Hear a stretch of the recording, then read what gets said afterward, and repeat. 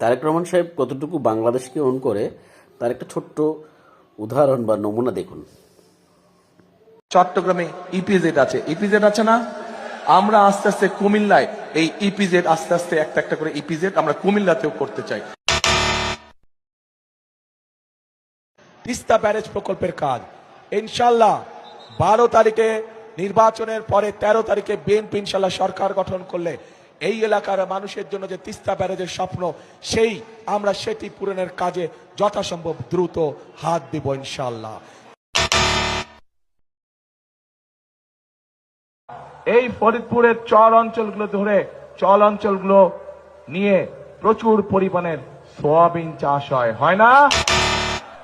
হ্যাঁ, সোয়াবিন চাষ হয় কি? হ্যাঁ না না হয় না?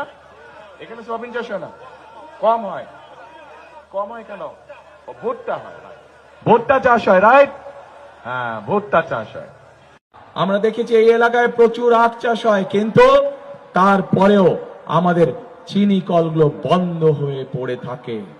প্রিয় ভাই বোনেরা, আমরা এই চিনি কলগুলোকে আবার চালু করতে চাই।